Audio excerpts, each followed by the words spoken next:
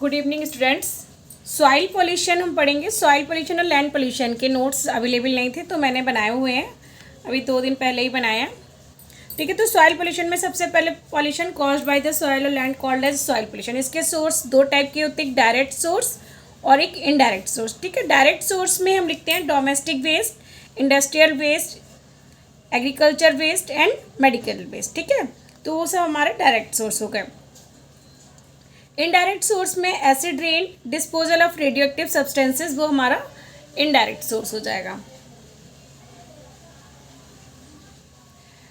Causes and sources, दूसरे type के causes और सोर्सेज क्या क्या हो सकते हैं इसमें। सोर्सेज में जैसे unskilled irrigation, faulty agriculture practice में शिफ्टिंग कल्टीवेशन, पेस्टिसाइड्स का यूज़ करना, फर्टिलाइजर्स का यूज़ करना, फार्म वेस्ट एंड केमिकल्स का यूज़ करना, ये सब हमारा एग्रीकल्चर प्रैक्टिस के ही पार्ट्स में आ जाएगा। ठीक है, तो सॉइल पोल्यूशन में सबसे पहले एग्रीकल्चर प्रैक्टिस में ये सब पॉइंट्स दे सकते हैं। उसके बाद इंडस्ट्रियल वेस्ट में जो भी इंडस्ट्रियल जो एफ्लुएंट्स होते हैं वो निकलते हैं, माइनिंग वेस्ट हो सकता है, रेडियो एक्टिव पॉल्यूटेंट्स हो सकते हैं, केमिकल एंड मेटेलिक पॉल्यूटेंट्स होते हैं जो सॉइल में मिल जाते हैं, बायोलॉजिकल एजेंट्स भी होते हैं, माइक्रो ऑर्गेनिजम्स भी होते हैं, एनिमल्स होते हैं, उनकी डेथ एंड डिकेइंग एलिमेंट्स होते हैं। सॉइल इरोजन भी इसका एक कॉज है। नेक्स्ट, ये तो हो गए सोर्सेज।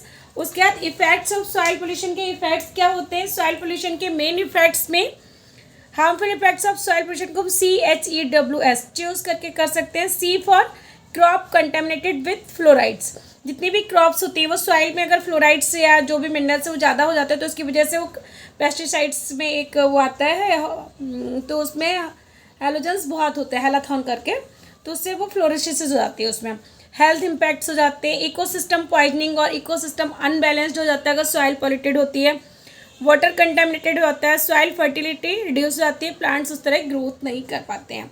ठीक है, तो इस तरह हम ध्यान रखेंगे। तो सबसे नंबर फर्स्ट पॉइंट है crop contaminated by using pesticide, herbicide, insecticides and fertilisers के यूज करने से क्रॉप क्या हो गया, कंटामिनेटेड। तो सेकेंड पॉइंट हो जाएगा health impact.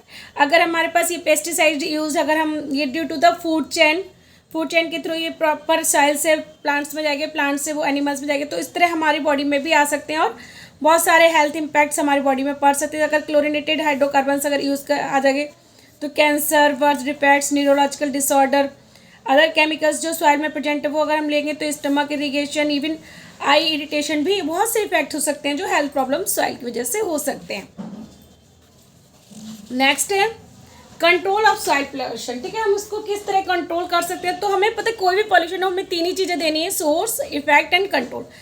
Proper dumping of solid waste जो भी होगा वो सॉइल में हम इस तरह नहीं करेंगे, उसकी प्रॉपर डंपिंग करेंगे। Instead of use of chemical and fertiliser we should use the bio organic matter and green manures. ठीक है, सेकंड पॉइंट्स ध्यान रखना। Instead of chemical fertilisers use bio organic chemicals and green manures. Recycle, reduce, reuse, 3R को follow करना है। 3R का principal हर एक जगह आप लिख सकते हो, हर एक उसमें। अफॉरेस्टेशन डिफॉरेस्टेशन के अपोजिट होता है। एफॉरेस्टेशन प्लांटिंग करेंगे तो सॉइल इरोजन नहीं होगा, सॉइल इरोजन नहीं होगा तो सॉइल रेजिस्टेंट रहेगी।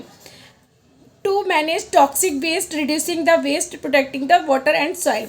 जो भी टॉक्सिक वेस्ट होते हैं उसको भी हमें मैनेज करना है। अगर हम वेस्ट मैनेज कर लेंगे तो वाटर और सॉइल दोनों को ही पॉल्यूट होने से हम प्रोटेक्ट कर सकते हैं। तो इसको ट्रायल लिखेंगे, ये ट्रायल को हम यूज कर सकते हैं। Treatment of soil and agriculture waste industrial में। T for treatment, R for recycle, reduce and reuse, I for incineration, जो भी वेस्ट होगा सॉइल के अंदर जो भी वेस्ट है उसको, ये हम सॉइल वेस्ट में लिखते हैं, सॉलिड वेस्ट में भी पॉइंट लिख सकते हैं। ठीक है, सॉलिड वेस्ट में भी पॉइंट चल जाएगा। इंसिनरेशन में थर्मल प्रोसेस तरह हम कर सकते हैं। लेजिस्लेशन, पूरे प्रॉपर लॉ एंड ऑर्डर के अकॉर्डिंग जो भी हमें प्रॉपर एक्शन ले सकते हैं। सैनिटरी लैंडफिल्स बना सकते हैं, सैनिटेशन कर सकते हैं। थैंक यू बच्चों, गुड लक। सॉइल पोल्यूशन आपका कंप्लीट हो जाएगा। उसके बाद नॉइज पोल्यूशन, फिर थर्मल एंड रेडिएशन, चारों पोल्यूशन मैंने बना दिए हैं। उसके बस नोट जल्दी अपलोड करती हूँ। Thank you, good luck.